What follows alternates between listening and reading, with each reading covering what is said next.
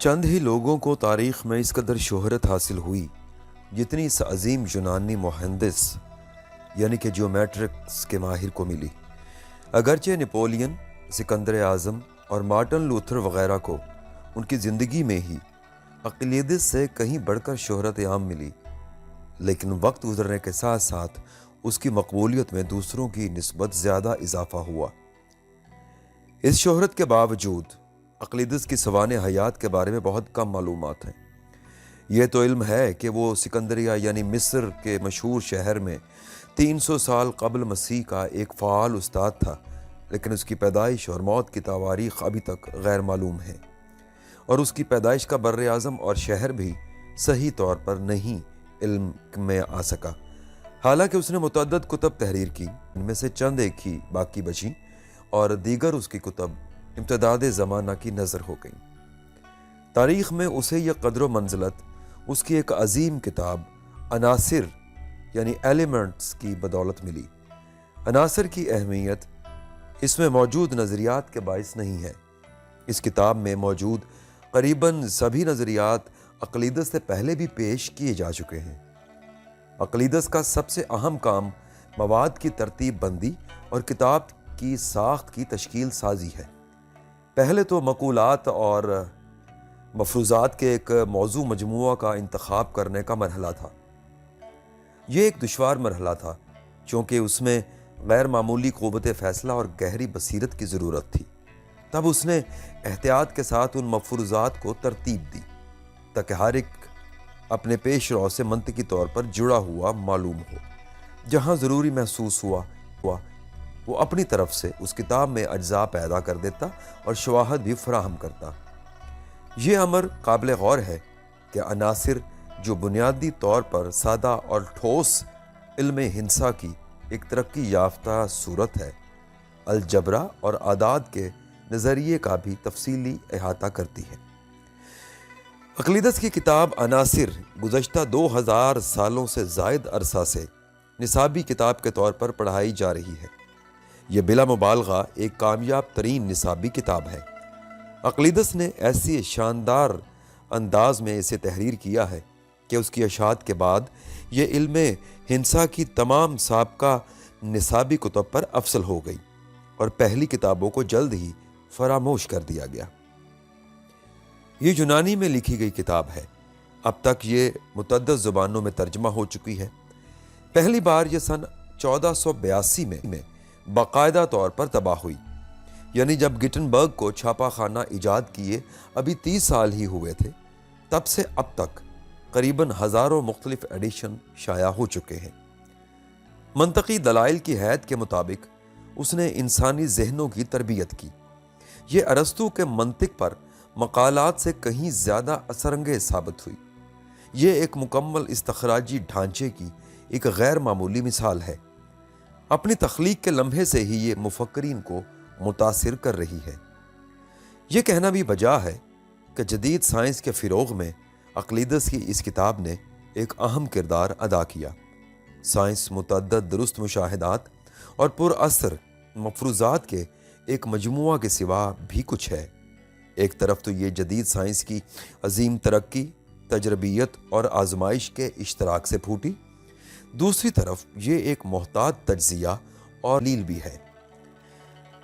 اس بارے میں زیادہ علم نہیں ہے کہ سائنس کا فروغ یورپ کی بجائے چین یا جاپان میں کیوں نہیں ہوا، لیکن یہ کہنا بہر طور ممکن ہے کہ یہ محض کسی اتفاق کے تحت نہیں ہوا۔ بلا شبہ نیوٹن، گلیلیو، کوپرنیکس اور کیلر جیسی عظیم ہستیاں بے انتہا اہمیت کی حامل ہیں۔ تاہم یہ سوال پیدا ہوتا ہے کہ کیوں مذکورہ بالا شخصیات مشرق کی بجائے یورپ میں پروان چڑھیں؟ غالباً انتہابین تاریخی عناصر جو مغربی یورپ میں سائنس کی تخم ریزی کر رہے تھے، ان میں سے ایک بنیادی چیز یونانی اقلیت پسندی ہی تھی۔ یہ ریاضیاتی علم بھی ساتھ ساتھ رہا جو یونانی وراثتاً چھوڑ گئے تھے۔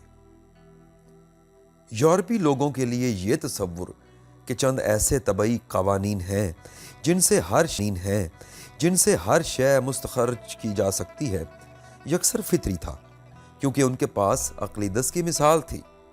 مجموعی طور پر یورپی اقوام عقلیدس کے علم ہندسہ کو محض ایک مجرد نظام ہی نہیں سمجھتے تھے۔ ان کا خیال تھا کہ عقلیدس کے اصول، موضوع اور کلیے ایک حقیقی دنیا کے حقائق ہیں۔ اب مذکورہ بالا تمام شخصیات عقلیدس کی روایت سے ہی سرشار تھیں۔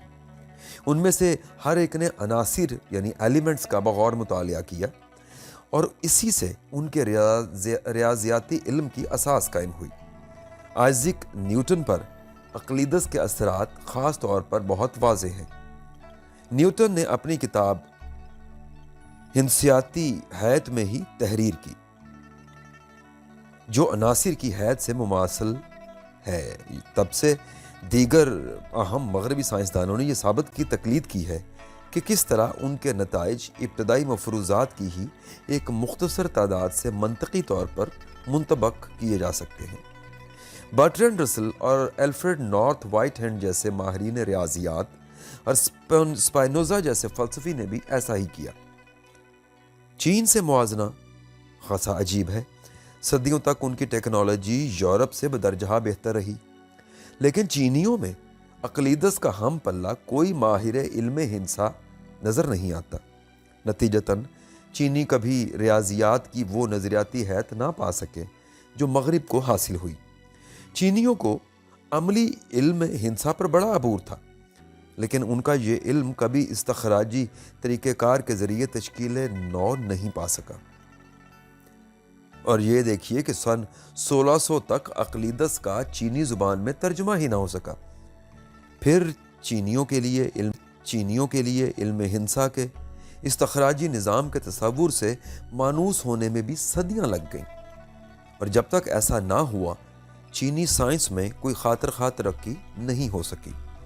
ایسی ہی رائے جاپان کے بارے میں بھی دی جا سکتی ہے، جہاں عقلیدس کے کام کا 18ویں صدی عیسوی تک کسی کو بھی علم نہ ہو سکا۔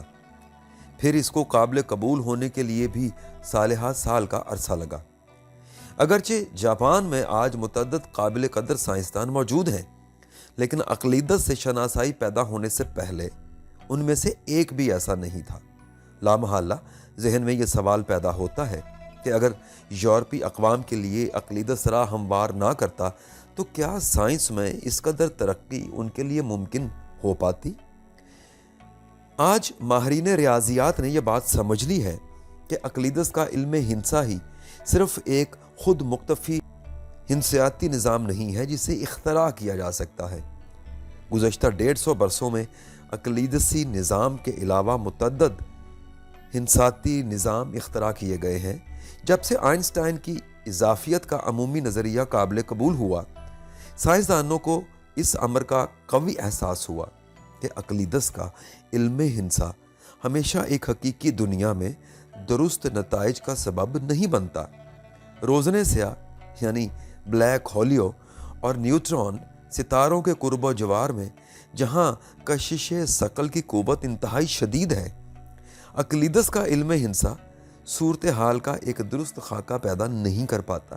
تاہم یہ مثالیں مخصوص ہیں۔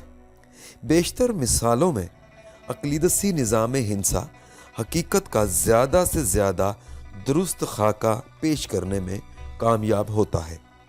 انسانی علم میں موجود کسی بھی صورت میں عقلیدس کی عقلی برتری کو کم نہیں کرتی، نہ ہی ریاضیات کی ترقی میں اس کی تاریخی اہمیت میں کوئی تخفیف کر پاتی ہے، اور نہ ہی اس منطقی ڈھانچے کی استواری میں حائل ہوتی ہے جو جدید سائنس کی ترقی کے لیے ضروری ہے۔